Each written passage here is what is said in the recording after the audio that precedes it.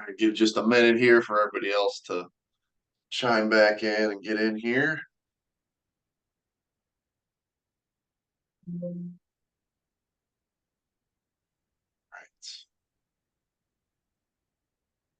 Stream is good.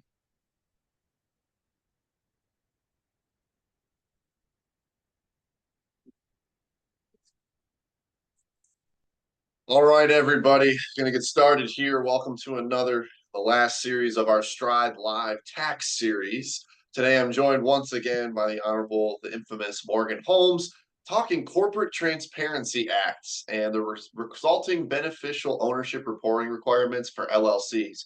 There's some new litigation. There's some things that need to be done. Date is January 1st, 2025, so I'm told. Morgan, how are you doing today? I'm doing great. Thanks, Casey. I know you're in the middle of the deadline for the 10/15 deadline. Oh, You're yeah. busy, so I do appreciate you taking a little extra time today out of your busy schedule to meet and talk to us about the Corporate Transparency Act. I know very little about this. I will say that. So, Morgan, the floor is yours. What is the Corporate Transparency Act? Sure. It's new to all of us. So the Corporate Transparency Act was actually passed on January 1st, 2021. And for all business entities, not just LLCs, but all business entities that have registered with the Secretary of State somewhere, have a filing requirement that's due on January 1st, 2025 of this coming year. So, and the purpose of the Corporate Transparency Act is just that, right? It's to, there's been people that have set up entities or this web of entities to try and avoid tax.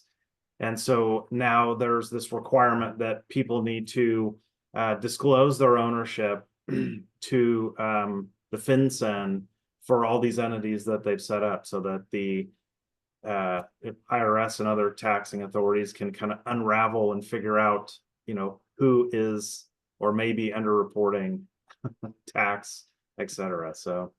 Got it. You mentioned FinCEN. As I understand, that's the Financial Crimes Enforcement Network, correct? Part of the extension. Got it. Yep. When did this start? When did this go in? Is this something that was new? Was this something that came out of nowhere? How did this come to be about, this new Transparency Act? Yeah. So again, it's a result of people, kind of some bad actors out there not not paying tax, and this is a way for the government to figure out who owns what entities and whether those entities and the owners of those entities should be paying tax. And really, they're, for most people are going to have filing requirements due on January 1st, 2025. Some people may already actually have had filing requirements and may or may not have filed those returns. So the January 1st, 2025 deadline is for entities that were previously set up or organized before 2024. So if you had set up an S corporation in 2022, more likely than not, your due date would be January 1st, 2025.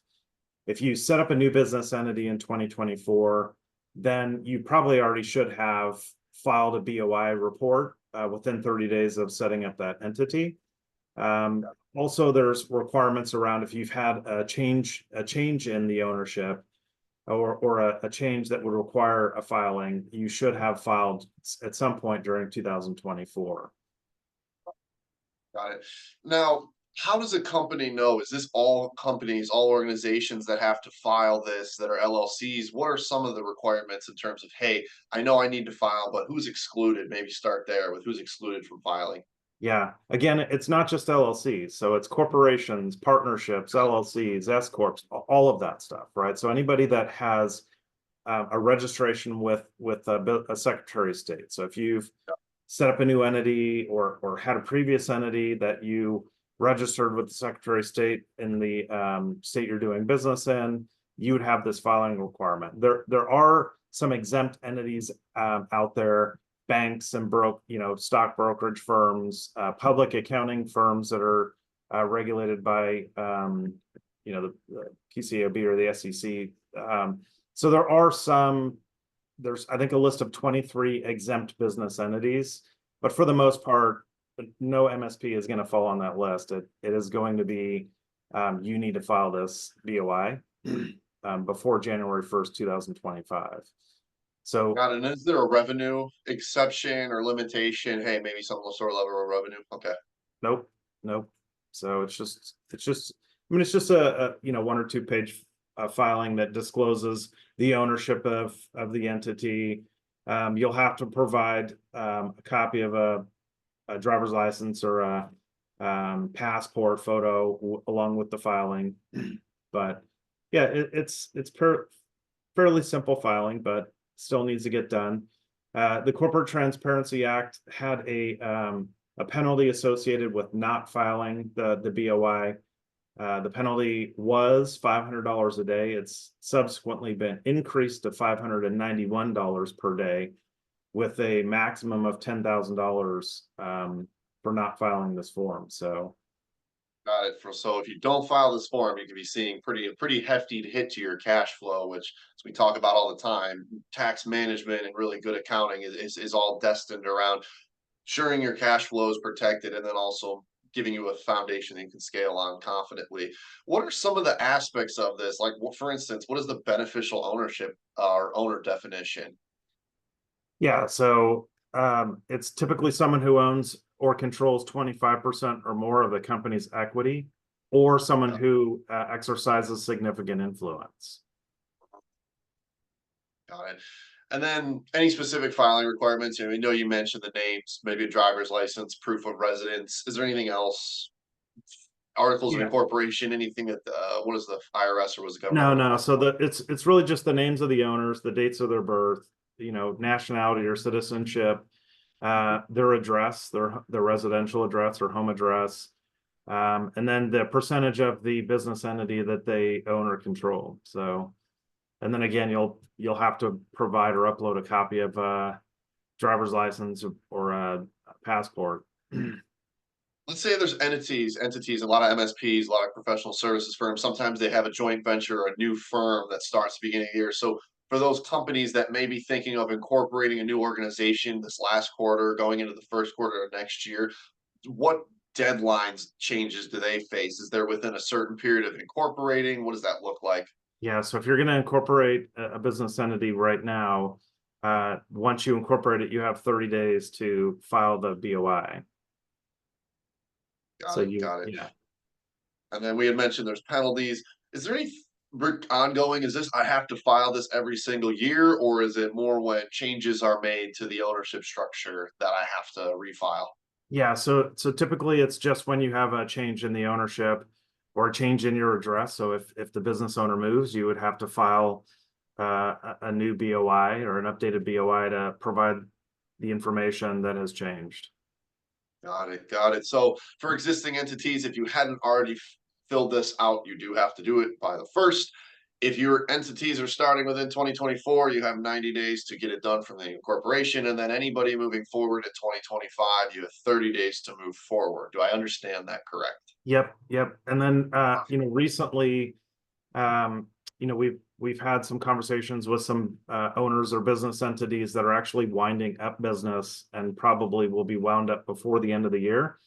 Still have to file that BOI filing. So even though you're going to dissolve your business or wind the business up, you still need to file that BOI before you go out of business. So make sure you get that done if you're winding a business up. Got it. Yeah, real brief one today, folks. I mean, it's pretty self-explanatory. Corporate Transparency Act, you need to disclose the level of ownership and reporting requirements from your business organization, anybody that is incorporated. Sole proprietors, are they included on this? No. Partnerships included, or Yes. got it. So anybody essentially with a true EIN is it sounds like is going to have to file this for, in simple terms. Don't want to hit the penalties. You can have up to a max of $10,000 of fines and penalties from the IRS if you don't follow through with this compliance. If you're going to start an organization, make sure you talk with your tax accountant, your CPA, whoever's performing that to make sure this is filed. If you have not done it yet, you do have until the 1st of January to get that in. Yep. Morgan, you've been a great help on these tax series. It's been awesome. Is there any parting advice, any key things that we want to talk about or closing snapshots as we look at moving to more organizational accounting, kind of taking that change from tax and the stride live? So Yeah. any other last parting words or words of Yeah. advice? Not right now, but on the BOI too, make sure that if you aren't sure that you're a beneficial owner of an entity, you need to reach out to legal counsel. They need to help you make that determination. Stride can help you file the BOI filing, but we can't help you determine whether you're a beneficial owner or whether you meet one of those exemptions, right? So for the most part, for most MSP businesses out there, it's going to be pretty simple. But there are going to be some entities out there where they have some unusual structure or unusual ownership or something like that, it may be questionable whether they should be filing it or not. And in those cases, you definitely want to reach out to legal counsel. Got it. So very quickly, make sure, understand the definition, check with both your accounting and your legal team resource, determine if you need to file this or if you're included on this, and then make sure you meet the deadlines. Morgan, anything else around Corporate Transparency Act? Too long, didn't watch. No, not right now. Just make sure you get it done before the 1st. Get it done, people. Get it done. Well, Morgan, once again, I want to thank you. Thank you for taking the time to do this and be a part of this Stride Live series. I'll let you get back to doing the tax returns and getting to that October 15th deadline. So, all right. Thanks all. Thanks, Casey. Thank you. Have a good one. You too. Bye.